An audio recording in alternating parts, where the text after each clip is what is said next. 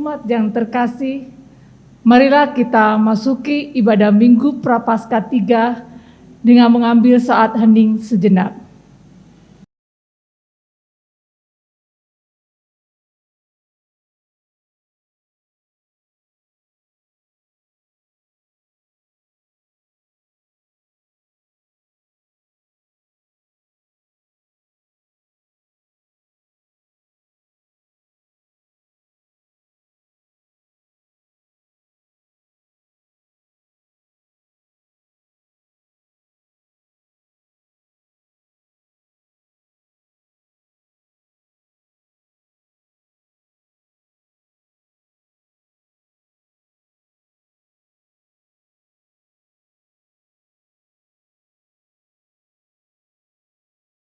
Umat yang dikasihi Tuhan, hari berganti hari, bulan berganti bulan, ada banyak hal yang kita lalui.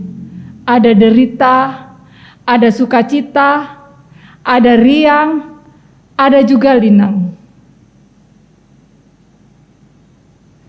Namun, biarlah kita mensyukurinya, karena pemeliharaan Tuhan kekal untuk selamanya. Mari berdiri dan memuji Tuhan. Dalam ibadah Prapaskah 3 ini, kita agungkan nama Yesus Raja kita, Raja seluruh alam semesta.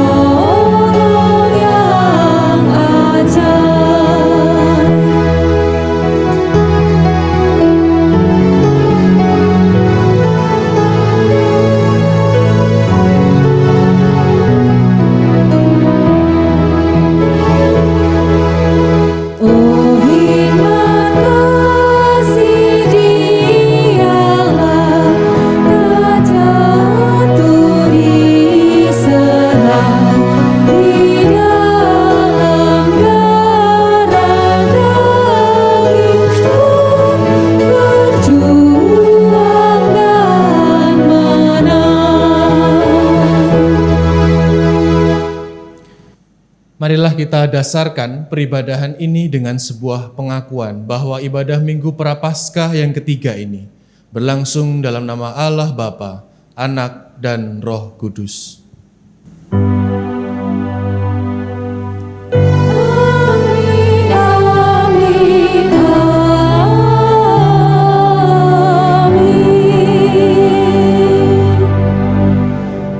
Kasih Allah beserta saudara sekalian.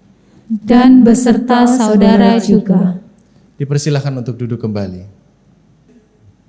Umat yang dikasihi Tuhan, dalam Minggu Prapaskah ketiga ini, kita diajak berefleksi dari kisah Yesus yang marah di bait Allah.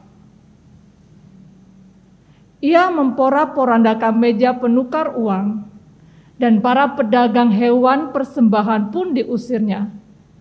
Karena di sana bersembunyi ketidakadilan yang mengatasnamakan ibadah kepada Tuhan. Apakah Yesus juga akan marah ketika ia melihat bagaimana kita menghidupi ibadah kita? Mari kita merenungkannya.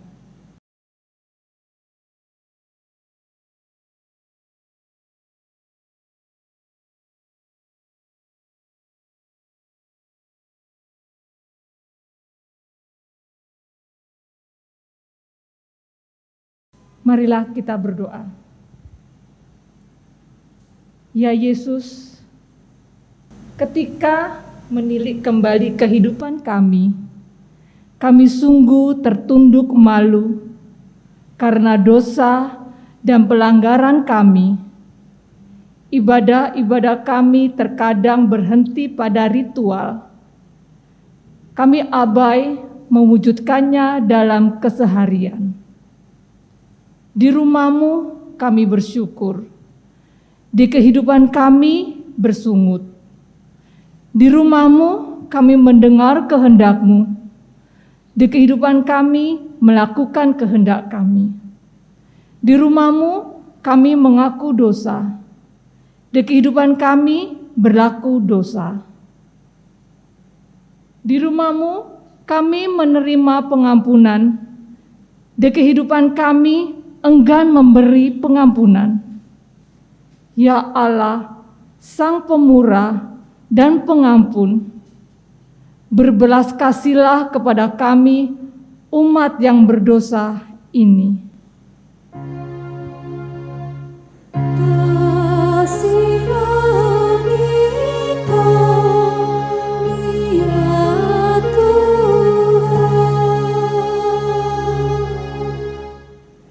Di dalam nama Tuhan Yesus Kristus kami berdoa. Amin. Dengarkanlah berita anugerah yang disampaikan kepada setiap kita yang mengakui dosanya dengan sungguh-sungguh. Dari Yesaya 44 ayat 22. Aku telah menghapus segala dosa pemberontakanmu, seperti kabut diterbangkan angin, dan segala dosamu seperti awan yang tertiup. Kembalilah kepadaku, sebab aku telah menebus engkau. Di dalam Kristus engkau telah diampuni. Di dalam Kristus engkau pun telah diampuni. Damai Kristus bagimu. Damai Kristus bagimu juga.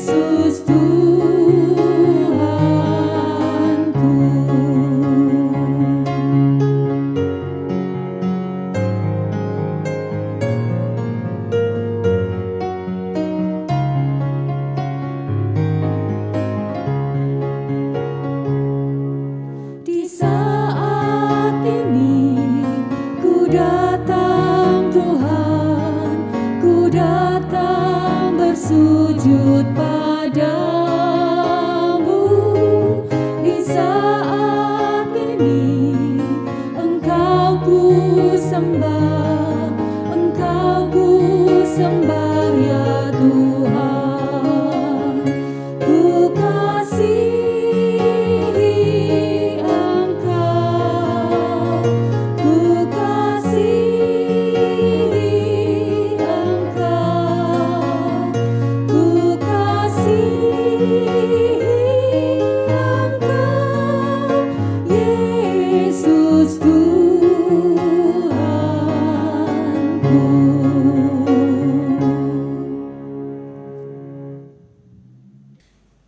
Marilah kita memasuki liturgi sabda, oleh sebab itu kita berdoa mohon tuntunan Roh Kudus, kita berdoa. Ya Allah, kami mengucap syukur kepadamu karena kami berbahagia atas hari Minggu ini. hari yang Tuhan berikan pada kami sehingga kami boleh kembali menghadap kehadirat-Mu yang kudus. Biarlah Engkau yang berfirman kepada setiap kami, ya Yesus, Sang Firman yang hidup, karena kami percaya apa yang Engkau sabdakan bagi kami, itu mampu menguatkan sekaligus mengingatkan kami, meneguhkan iman percaya kami. Terima kasih ya Tuhan. Di dalam nama Tuhan Yesus Kristus kami siap mendengarkan firman-Mu. Amin. Bacaan Injil kita pada minggu ini diambil dari Injil Tuhan Yesus Kristus menurut kesaksian Yohanes. Yohanes pasal 2 ayat 13 sampai ayat yang ke-22 begitu. Judul perikop kita adalah Yesus menyucikan bait Allah. Ketika hari raya Paskah orang Yahudi sudah dekat, Yesus berangkat ke Yerusalem. Dalam bait suci didapatinya pedagang-pedagang lembu, kambing domba dan merpati dan penukar-penukar uang duduk di situ. Ia membuat cambuk dari tali lalu mengusir mereka semua dari bait suci dengan semua kambing domba dan lembu mereka. Uang penukar-penukar dihamburkannya ke tanah dan meja-meja mereka dibalikkannya. Kepada pedagang-pedagang merpati ia berkata, "Ambil semuanya ini dari sini. Jangan kamu membuat rumah Bapakku menjadi tempat berjualan." Maka teringatlah murid-muridnya bahwa ada tertulis, "Cinta untuk rumahmu menghanguskan aku." Orang-orang Yahudi menantang Yesus, katanya, "Tanda apakah dapat engkau tunjukkan kepada kami bahwa engkau berhak bertindak demikian?" Jawab Yesus kepada mereka, "Rombak bait Allah ini dan dalam 3 hari aku akan mendirikannya kembali." Lalu kata orang Yahudi kepadanya, 46 tahun orang mendirikan bait Allah ini dan engkau dapat membangunnya dalam 3 hari? Tetapi yang dimaksudkannya dengan bait Allah ialah tubuhnya sendiri. Kemudian sesudah ia bangkit dari antara orang mati, barulah teringat oleh murid-muridnya bahwa hal itu telah dikatakannya, dan mereka pun percayalah akan kitab suci dan akan perkataan yang telah diucapkan Yesus. Demikianlah Injil Tuhan kita Yesus Kristus. Berbahagialah setiap kita yang tekun membaca firman Tuhan dan memelihara dalam kehidupan hari demi hari. Hosana.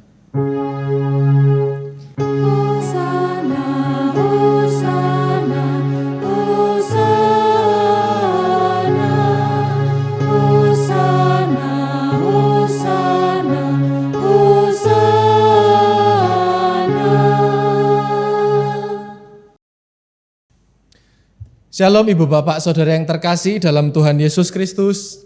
Ya, bagaimana kabarnya? Puji Tuhan Bapak Ibu ya. Masih ibadah online gitu ya. Tapi semoga ya bulan depan atau mungkin bulan ini sudah mulai onsite. Bisa jadi kita doakan situasi membaik. Vaksin sudah semakin diperluas begitu ya. Semakin banyak yang sudah bersedia divaksinasi.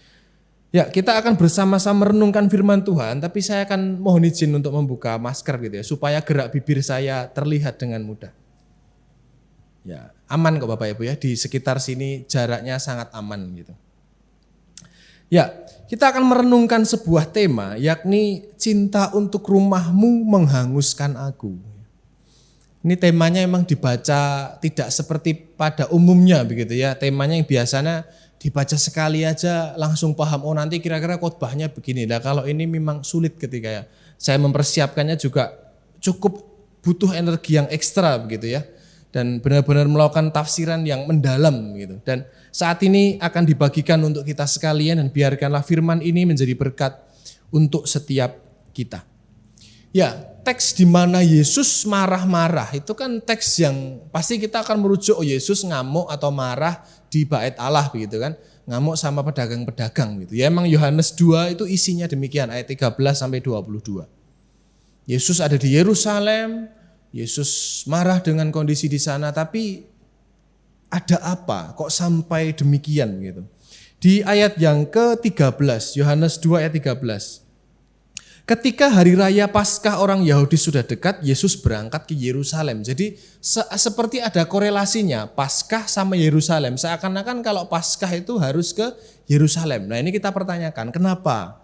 Nah di bagian lain dari kitab Yohanes di pasal 11 ayat 55 dikatakan, pada waktu itu hari raya Paskah orang Yahudi sudah dekat dan banyak orang dari negeri itu berangkat ke Yerusalem untuk menyucikan diri sebelum Paskah. Nah jadi Paskah itu sangat penting untuk orang Israel. Kenapa? Karena mengingatkan kebaikan dan pemeliharaan Tuhan, tuntunan Tuhan. Dan untuk masuk ke dalam perayaan itu harus melakukan penyucian diri. Mempersiapkan, kayak kita itu kan pra-Paskah. Ada yang mungkin sekarang puasa dengan durasi waktu, puasa berpantang, melakukan sedekah yang lebih dari biasanya, doanya lebih kuat dari biasanya, lebih sering dari biasanya gitu. Untuk mempersiapkan diri, untuk memasuki masa Paskah. Nah, menyucikan diri itu bagaimana? Apa yang akan mereka lakukan? Apa yang biasanya dilakukan oleh orang-orang Yahudi pada saat itu? Gitu ya. Apakah cukup dengan sedekah, doa, dan puasa? Ternyata tidak cukup itu. Nah dalam sejarahnya, dalam 2 Tawarikh 29 ayat 21. Mereka membawa 7 ekor lembu jantan, 7 ekor domba jantan, 7 ekor domba muda, dan 7 ekor kambing jantan sebagai korban penghapus dosa. Mempersembahkannya di atas mezbah Tuhan. Jadi untuk memurnikan diri, untuk menghapus segala dosa, tradisi yang dihidupi pada saat itu adalah memberikan korban persembahan kepada Allah dan meletakkannya, membakarnya, mempersembahkannya di atas mezbah. Untuk itulah seperti yang digambar yang kita lihat ini, Yesus melihat ada burung-burung merpati karena boleh lembu, boleh domba. Kalau enggak punya uang ya boleh merpati, kalau benar-benar enggak punya uang untuk beli merpati ya sekedar koin saja, tidak jadi soal. Dan di sana juga ada penukar koin kalau koinnya itu tidak bagus, atau kayak kita kan persembahan kan kalau bisa untuk Tuhan kan uangnya yang baik gitu. Dan itu diajari sejak sekolah minggu saya gitu. Leo aja diuntel-untel duitnya gitu, jangan diremet-remet uangnya. Biar rapi, kasih di tengah-tengah Alkitab, nanti kalau persembahan biar tetap rapi gitu. Mempersembahkan yang terbaik, kira-kira begitu. Karena memang itulah yang dihidupi orang pada saat itu. Persembahan kepada Tuhan itu menjadi sangat penting. Kenapa? Karena kaitannya dengan proses pemurnian diri, kaitannya dengan proses penghapusan dosa. Nah pertanyaannya, kenapa kok pada akhirnya Yesus marah gitu loh? Kenapa kok akhirnya Yesus sampai membalikkan meja-meja? Kalau ada yang ngomong, enggak mungkin mas. Enggak mungkin Pak, Yesus tuh enggak mungkin marah, dia tuh Tuhan yang penuh dengan kesabaran. Di teks tuh digambarkan Yesus tuh balik-balik meja. Kalau ini balik meja enggak marah berarti Yesus atraksi dong. Enggak, Yesus memang sedang marah, benar-benar marah. Gitu. Dan kenapa kok sampai marah? Karena memang pada saat itu banyak penafsir mengungkapkan bahwa sangat dimungkinkan ada kecurangan demi kecurangan di sana. Kenapa? Kalau sudah diperjualbelikan, satu, pasti urusannya dengan cuan. Ibadahnya lupa, tapi yang penting apa? Untung. Jadi perdagangan yang akhirnya untung besar-besaran ya. Kalau zaman sekarang bahasanya kapitalisme begitu ya. Itu yang pertama, ketika orang membudayakan, mendewakan uang padahal didatang ke sana untuk beribadah, tapi tempat ibadahnya untuk mendapatkan uang. Nah itu kan aneh. Kemudian yang kedua, terjadi kecurangan-kecurangan. Apa maksudnya? Misalkan saja, saking tidak punya duitnya, saya mau persembahan korban sembelihan, gak punya lembu apalagi, gak punya domba, gak punya uang.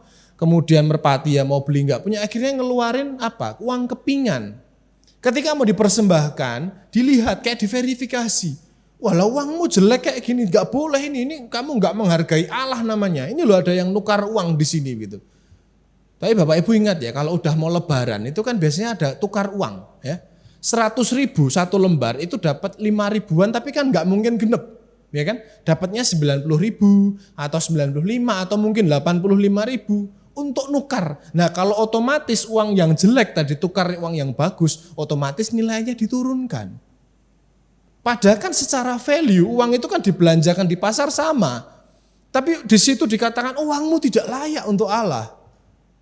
Kemudian apalagi kalau dengan domba ataupun lembu dicacat Bapak Ibu, bisa jadi. Oh ini lembunya ini kok penyakitan kulit ini nggak layak, ini namanya tidak menghargai Allah ini namanya.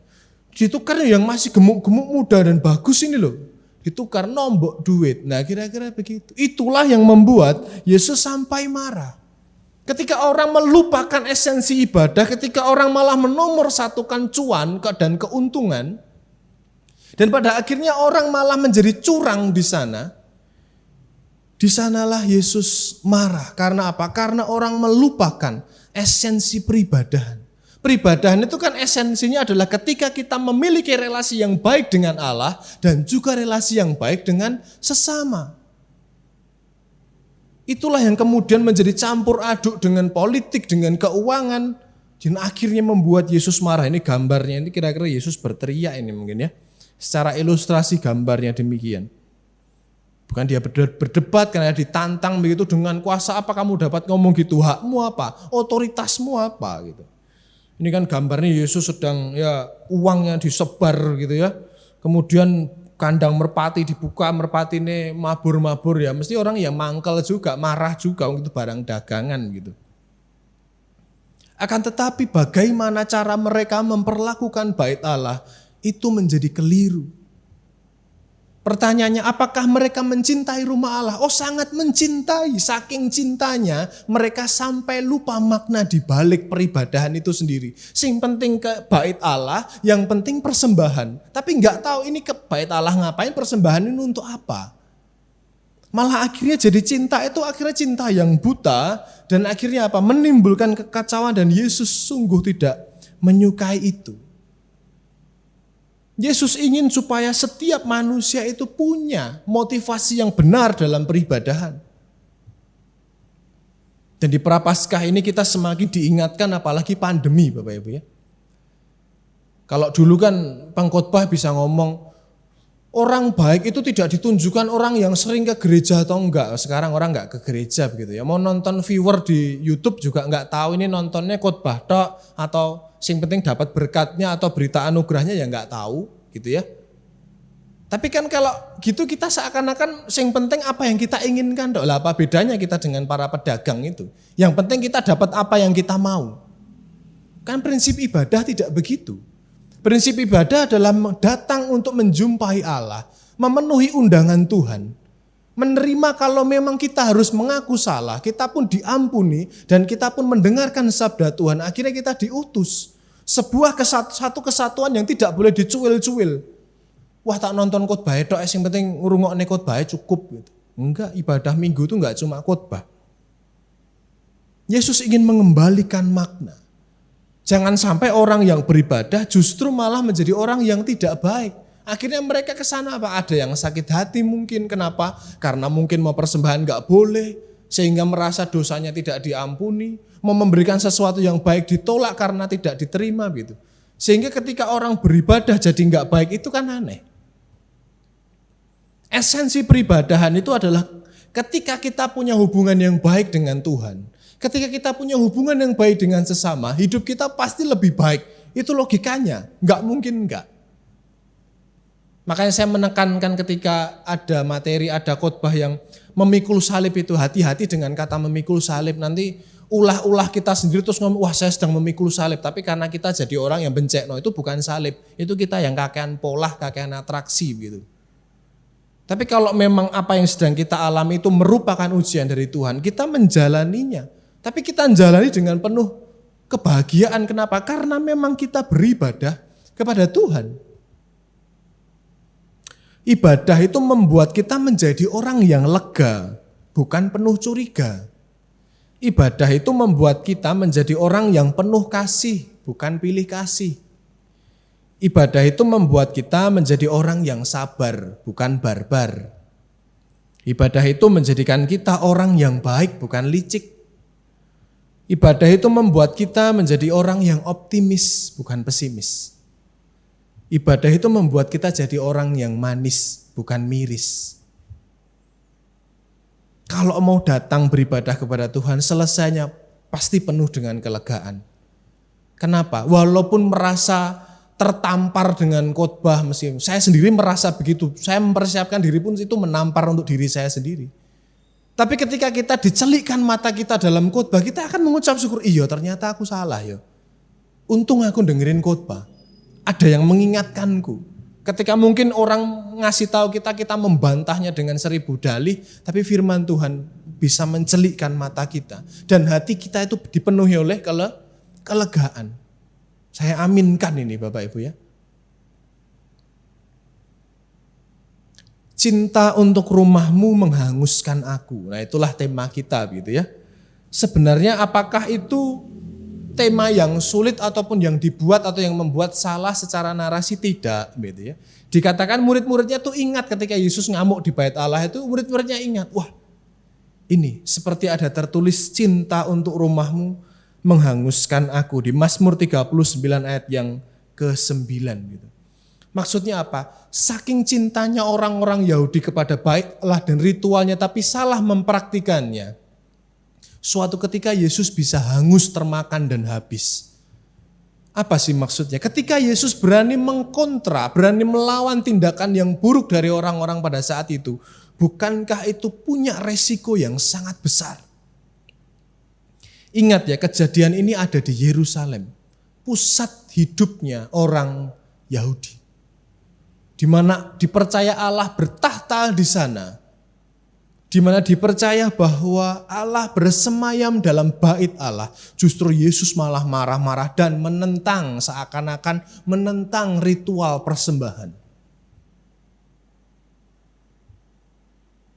Dan memang ketika kita membaca case by case, isu-isu Yesus yang ada dalam Injil, salah satu yang paling parah adalah ketika dia berani melakukan penentangan kepada praktik perdagangan dan kecurangan di bait Allah. Karena urusannya sama perut orang banyak. Kita tahu kalau perut orang banyak itu sudah diganggu, itu nyawa urusannya. Kemudian yang kedua, imam-imam besar dan ahli Taurat. Kita ingat ya, siapa yang akhirnya bisa menghasut kekaisaran dan akhirnya bisa menyalibkan Yesus. Salah satu case terbesarnya adalah hal ini. Ketika Yesus marah di bait Allah. Apakah Yesus tidak sadar? Yesus sadar betul. Akan tetapi coba kita perhatikan. Untuk urusan yang mungkin ya tinggal dikasih tahu aja dong. Yang penting dikasih tahu baik-baik, selesaikan masalahnya, enggak. Yesus berani meresikokan nyawanya untuk apa sih? Untuk membenarkan motivasi peribadahan manusia kepada Allah. Karena ini menjadi sangat penting. Jangan-jangan orang zaman dulu sampai sekarang itu punya motivasi yang tidak tepat ketika datang beribadah kepada Tuhan. Datang beribadah kepada Tuhan motivasinya satu. Kita mencintai Tuhan. Motivasinya satu. Kita merasakan cinta kasih Tuhan dan kita ingin mencintainya. Ibadah itu undangan Tuhan, bukan manusia yang membuat. Kita datang peribadahan, itu kita datang untuk menghadiri undangan kudus Tuhan. Ada rasa syukur di sana. Kalau mengaku dosa pas pengakuan dosa, ya mengakulah dengan benar-benar. Disitulah kita merasakan berita anugerah, berita pengampunan dari Tuhan. Dan jangan sampai ketika sudah beribadah itu berpuas diri sehingga tidak perlu melakukan apa-apa lagi, lo salah. Seringkali ekstrimnya adalah satu, gak usah ning gereja gak apa-apa, yang penting kan perilakunya apik gitu. Ekstrim kedua, yang penting kan ibadah. Perkara nanti di rumah ngamuk sama istrinya, ngamuk sama anaknya, bodoh amat, yang penting ibadah. Yang penting pelayan di gereja. Nah, itu kan dua ekstrim yang sama-sama tidak baik. Jadi teringat sebuah lagu Bapak Ibu ya. Lagunya gini, lebih baik satu hari di pelataranmu daripada 1000 hari di tempat lain. Gitu kan? Memujimu, menyembahmu, kau Allah yang hidup dan menikmati semua kemurahanmu. Seakan-akan ngomong kalau lebih baik itu satu hari di bait Allah, di gereja daripada 1000 hari di tempat lain begitu. Ini bahaya, kenapa? Karena seakan-akan wes yang penting wong Kristen ning gereja gitu. Bahaya ini, bahaya. Lagu ini karena lagu ini adalah petikan ayat. Itulah kenapa lagu-lagu yang tidak diambil dari Kidung Jemaat ataupun NKB ataupun PKJ itu tidak terseleksi secara narasi dengan baik sebenarnya, boleh jujur. Kenapa? Dalam Mazmur 84 ayat yang ke-11, seperti di layar gitu ya. Sebab lebih baik 1 hari di pelataranmu daripada 1000 hari di tempat lain. Belum selesai. Lebih baik berdiri di ambang pintu rumah Allahku daripada diam di kemah-kemah orang fasik. Iya memang, tapi daripada kalau di luar kita tinggalnya di tempat-tempat yang tidak benar. Ya lebih baik di sini dong, terkontrol begitu. Paling tidak ya bisa pura-pura baik lah paling tidak. Tapi kalau di luar, daripada di luar hidupnya nggak karo-karo, mending di sini. Tapi kalau di luar bisa berkarya dengan baik, itulah ibadah kita. Jadi ayat ini jangan dipenggal ya. Jadi yang penting ini di gereja, yang penting di bait Allah, di tempat lain nggak penting loh, nggak boleh begitu. Seorang hamba Tuhan, pendeta GKI juga, namanya pendeta Joseph P. Widiatmaja. Wah, ini katanya pendeta wong cilik begitu ya, karena menulis buku yang judulnya juga Yesus wong cilik begitu ya. Silahkan dibeli, bukunya bagus sekali. Kemudian salah satu bukunya yang lain adalah Altar dan Latar, seperti yang ada di gambar ini ya. Altar dan Latar. Apa itu altar itu ya? Ini kira-kira gampangnya gereja bagian depan lah. Nanti kalau mau lebih rumit, lebih detail ikut katekisasi lagi. Altar, latar itu depan gereja itu kan latar gitu ya. Buku ini mau ngomong bahwa orang Kristen itu nggak bisa cuma ngurusi altar tok.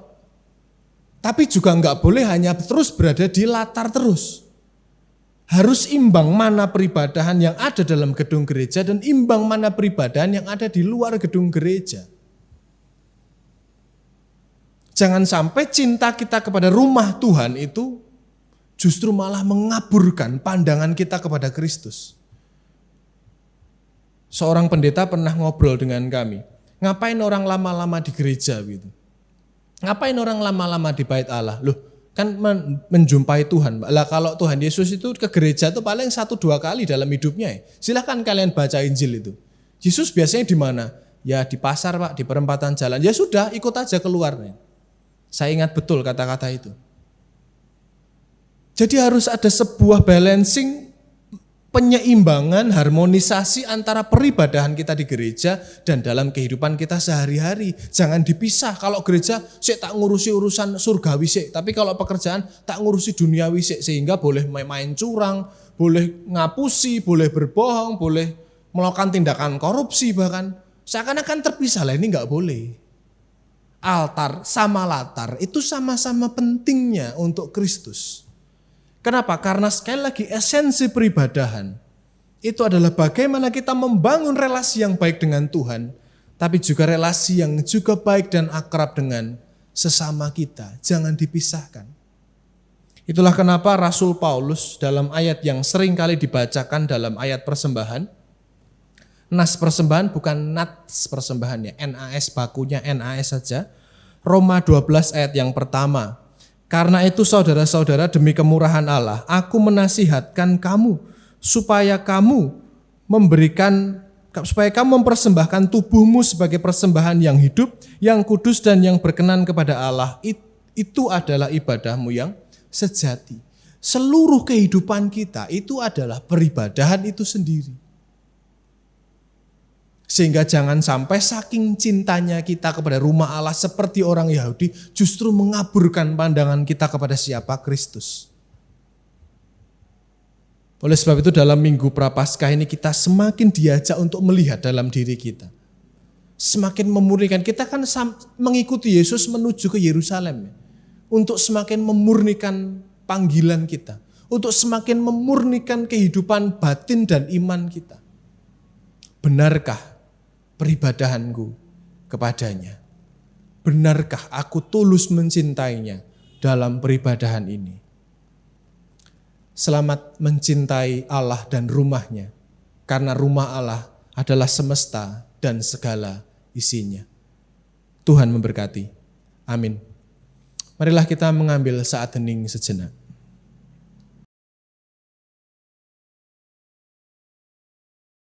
Marilah bersama dengan umat Allah di masa lalu, masa kini dan masa depan mengingat pengakuan pada baptisan kita menurut pengakuan iman rasuli.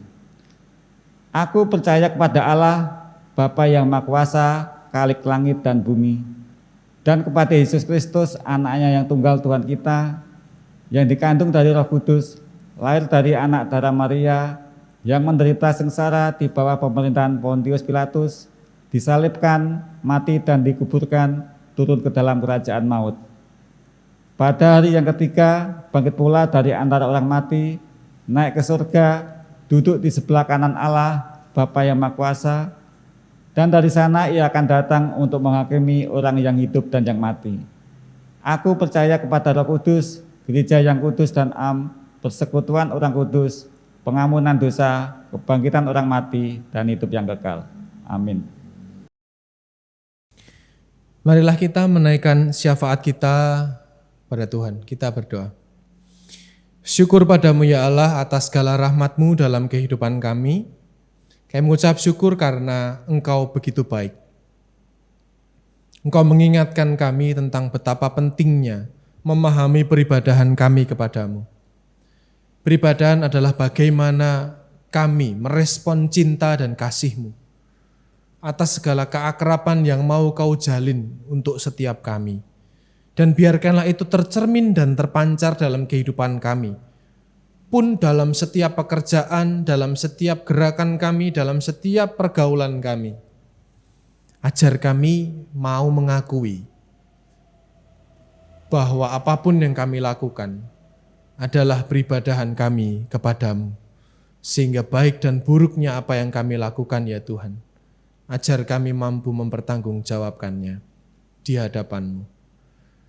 Ya Tuhan Yesus, pada saat ini kami ingin berdoa untuk setiap pergumulan-pergumulan kehidupan kami, khususnya jemaat di tempat ini, anak-anak-Mu terkasih, seluruh anggota dan simpatisan GKI Sepanjang, atau siapapun yang menyaksikan peribadahan ini, mengikuti peribadahan ini. Ya Allah, kami ini mempunyai banyak kekurangan. Paling tidak ketika kami kurang mawas diri, kami kurang sadar diri akan segala kelemahan kami. Ampunilah kami ya Tuhan, sehingga kami boleh menjadi anak-Mu yang semakin baik hari demi hari, dalam segala permasalahan dan keruwetan kehidupan kami. Ajar kami punya daya juang yang tinggi untuk memperjuangkan apa yang menurut kami itu baik, untuk kami perjuangkan.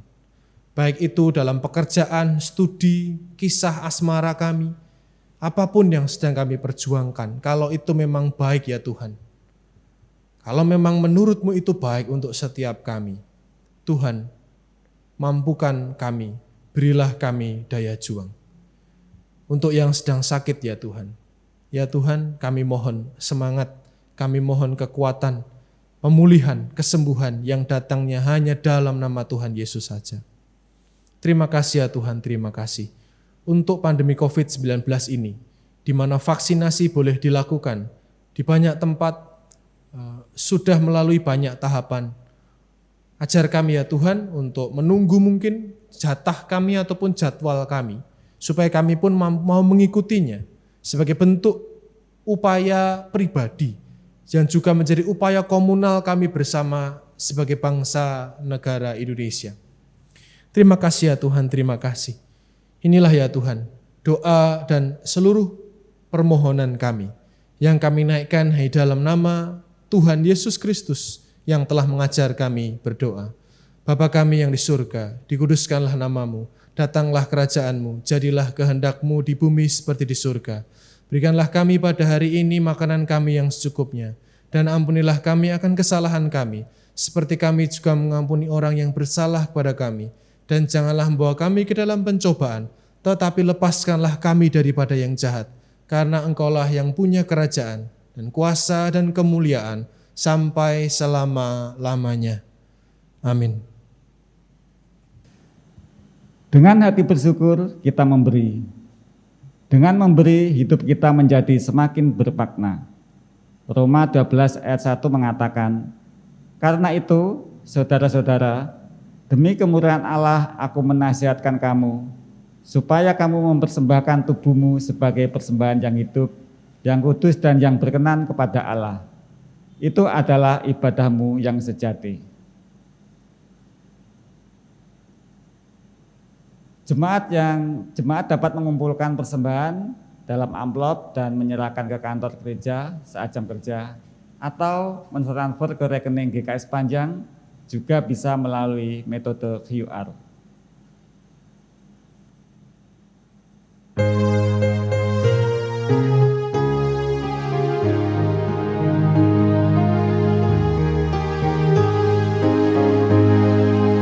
Hidup kita yang benar haruslah mengucap syukur, dalam Kristus bergemar, janganlah terkebur. Dalam susah pun senang, dalam segala bermazmur dan ucap syukur, itu kehendaknya.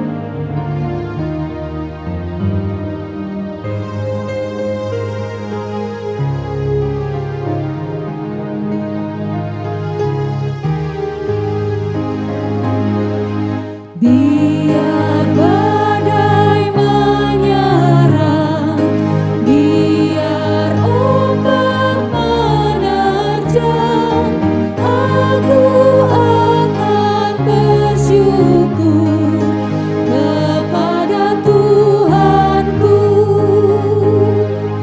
Dalam susah pun senang, dalam segala bermazmur dan ucap syukur, itu kehendaknya. Mari kita bawa persembahan ke dalam doa. Terima kasih ya Tuhan Yesus, hari ini kami memberikan persembahan. Ini adalah bentuk ucapan syukur kami atas segala berkat-Mu yang berkelimpahan di dalam perjalanan hidup kami ini. Tuhan, kiranya Engkau berkenan atas persembahan ini, dan ajarilah selalu agar kami bisa memberikan persembahan ini dengan lebih baik di dalam hari-hari ke depannya nanti. Terima kasih ya Tuhan, kami juga serahkan kepada majelis jemaat yang mengelola persembahan ini, kiranya mereka bisa mengelola ini dengan bijaksana Tuhan, yang semuanya ini untuk karya-Mu di dunia ini. Terima kasih Tuhan, dalam nama Tuhan Yesus Kristus kami bersyukur. Amin. Umat yang dikasihi Tuhan, marilah kita melakukan ibadah yang sejati, yang berkenan bagi Allah, yang memaut erat ritus-ritus ibadah dengan pertolongan kepada yang sudah dan lemah.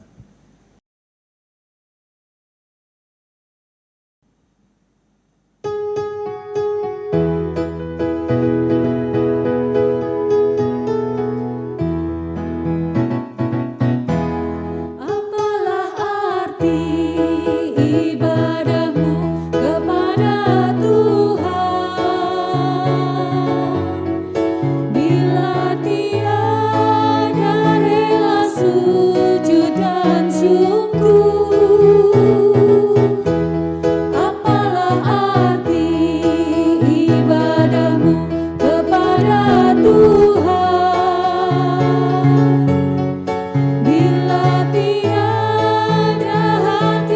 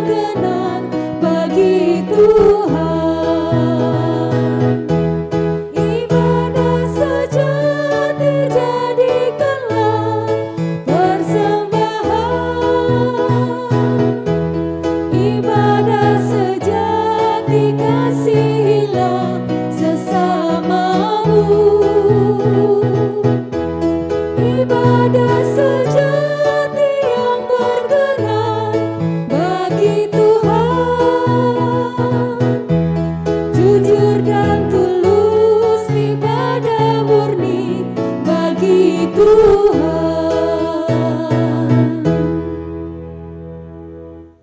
Kini bersama-sama arahkanlah hatimu kepada Tuhan.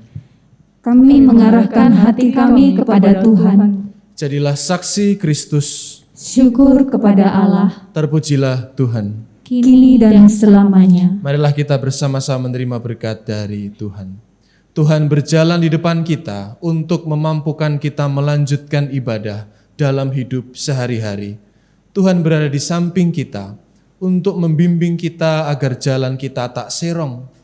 Ia ada di hati kita untuk meneguhkan kita ketika berhadapan dengan berbagai tantangan iman. Kiranya Allah Trinitas Maha Kudus senantiasa merangkul kita hari ini, esok, dan untuk selama-lamanya. Hosana.